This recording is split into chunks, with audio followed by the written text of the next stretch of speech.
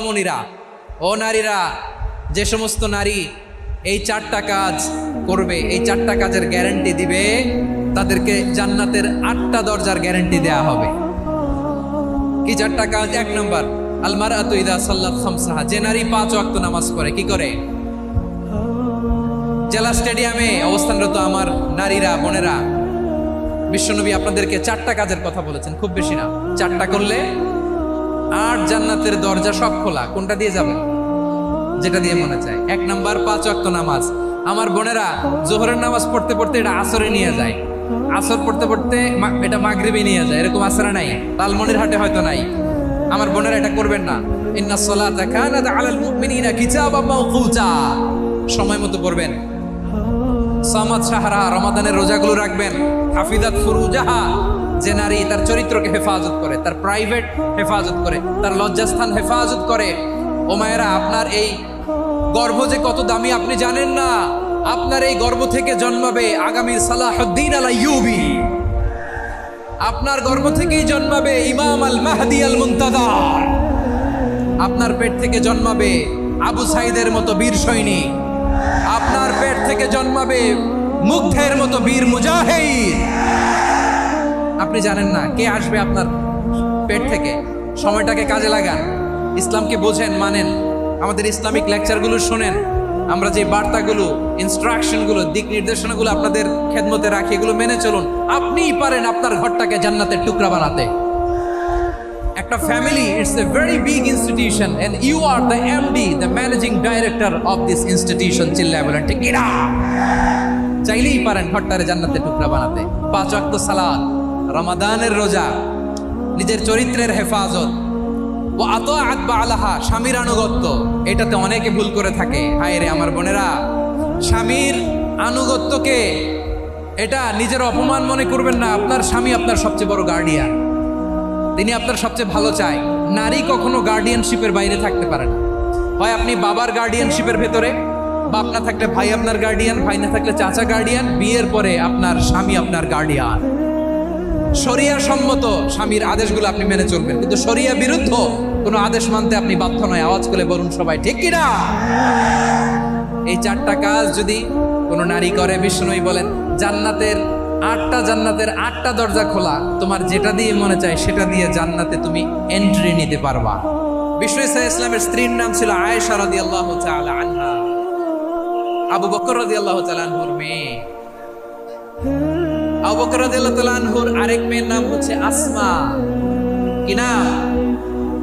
দুজনই আবু বকর রাদিয়াল্লাহু তাআলা আনহুর মেয়ে, আসমা আর আয়েশা। নাম দুটো কেমন লাগে? আসমা নামটা কেমন লাগে? আয়েশা নামটা কেমন লাগে? সবার ভালো লাগে নাই? নাম দুটো আপনাদের ভালো লাগে? লালমনিরহাটে অনাগত যদি কন্যা সন্তান হয়, যদি মনে চায় আসমা রেখে দিতে পারবে, যদি মনে চায় আয়েশা রেখে দিয়েন। দেশে বিদেশে, এয়ারপোর্টে, রাস্তা ঘাটে শুধু বলে হুজুর একটা নাম দেন, আমার ছেলের একটা নাম দেন, মেয়ের একটা নাম দেন। আমার মনে আছে যশোরের আবদিনের মাহফিলে আমি 1-2টা নাম দিয়েছিলাম। আজকে লালমনিরহাটের এই প্রোগ্রামে কন্যা সন্তান যদি হয় 2টা নাম দিলাম, আসমা কিংবা আয়েশা। ইনশাআল্লাহ পড়েন। দুজন বোন, এক মায়ের, বাবা এক, মা দুজন। আয়েশা রাদিয়াল্লাহু তাআলা আনহার মায়ের নাম উম্মে রুমান, আর আসমা রাদিয়াল্লাহু তাআলা আনহার মায়ের নাম কুতাইলা বিনতে আব্দুল উজ্জা। আবু বকর রাদিয়াল্লাহু তাআলা আনহু 4টা বিয়ে করেছিলেন। একই ঘটনা ঘটেছে এই ফ্যামিলিতে। আসমা ইসলাম ধর্ম গ্রহণ করে মুসলিমা, কিন্তু তার মা কুতাইলা মুশরিকা। আই রিপিট, বোঝার জন্য আমি আবারও বলি, আসমা রাদিয়াল্লাহু তাআলা আনহা মুসলিমা, আর আসমার মা কুতাইলা। আওয়াজ করে বুঝে থাকলে বলেন, আসমার মা মুশরিকা। তার মানে মেয়ে মুসলিম, মা অমুসলিম। ভেজাল আছে না নাই? কিন্তু কুতাইলা আর ধৈর্য ধারণ করতে পারে না। নার ছেঁড়া ধন, কলিজার টুকরা ধন, কলিজার টুকরা সন্তান। আসমারে দেখতে বড্ড মন চায়। সাইয়েদনা আসমা রাদিয়াল্লাহু তাআলা আনহা মক্কা থেকে হিজরত করে মদিনায় চলে গেলেন হুদাইবিয়ার পর। যখন মক্কা মদিনার ট্রাফিক স্বাভাবিক হলো, মক্কার লোক মদিনায় যায়, মদিনার লোক মক্কায় আসে। ও চাইলা কলিজার টুকরা সন্তান আসমারে দেখার জন্য কিছু উপহার নিয়ে বিশাল মরুপথ পাড়ি দিয়ে মক্কা থেকে মদিনায় যায়। সুবহানাল্লাহ বলেন। এখন মা আসছে মেয়ের সাথে দেখা করতে, মেয়ে তো আর দেখা দেয় না। মেয়ে ভাবছে আমার মা তো মুশরিকা, অপবিত্রা, তার সাথে কি দেখা দেয়া যাবে? বিশ্বনবীর দরবারে চলে গেলেন। সুবহানাল্লাহ বলেন। কি সৌভাগ্যবান ছিল তারা, মাসলা জানার দরকার হলেই নবীর দরবারে চলে যেত। ঘরে বউয়ের সাথে ঝগড়া হলে নবীর দরবারে চলে যেত। অনেক সাহাবী বলে আমার পেটে ক্ষুধা লাগলো আমি নবীর কাছে চলে যেতাম, কারণ নবীর চেহারার দিকে তাকালেই আমার পেটের ক্ষুধা মিটে যেত। সাইয়েদনা উসমান রাদিয়াল্লাহু তাআলা আনহা বিশ্বনবীর কাছে চলে গেলেন, যে বললেন ইয়া রাসূলুল্লাহ ইয়া হাবিবাল্লাহ ইন্না উম্মি কাদিমাতুন ইলাইয়া ওয়া হিয়া রাগিবা। আমার মা মক্কা থেকে অনেক দূর মরুর পথ পাড়ি দিয়ে উপহার সামগ্রী নিয়ে মদিনায় আমার সাথে দেখা করতে এসেছে গো নবী। আমার জানতে বড্ড ইচ্ছে হয় আমি আমার মুশরিকা মায়ের সাথে একটু দেখা করতে পারবো কিনা।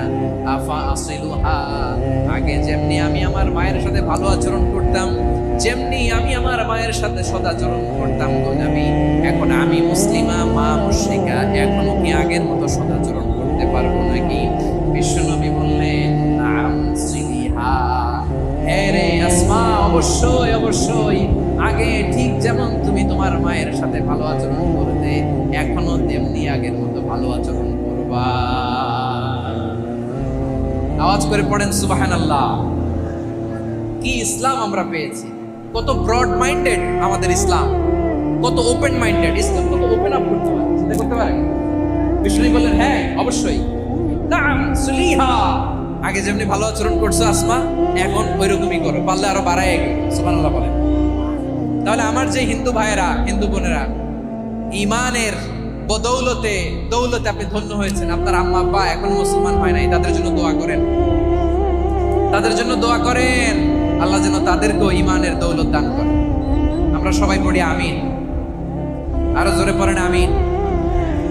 এখন বলেন ইসলাম কি ন্যারো মাইন্ডেড রিলিজিয়ান না ব্রড মাইন্ডেড?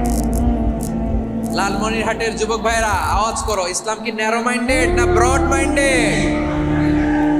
কতটা ব্রড মাইন্ডেড দেখেন। বিশ্বনবী সাল্লাল্লাহু আলাইহি সাল্লাম অমুসলিমরা যদি নবীকে উপহার দিত, ওই উপহারও বিশ্বনবী গ্রহণ করতেন। সুবহানাল্লাহ। আপনার অমুসলিম বন্ধু যদি উপহার দেয় সেটাও আপনি নিতে পারবেন, যেটা নেওয়া জায়েজ। কিন্তু আপনার বন্ধু যদি আপনার মদের বোতল দেয়, নিতে পারবেন? হ্যাঁ, মদের বোতল দিলে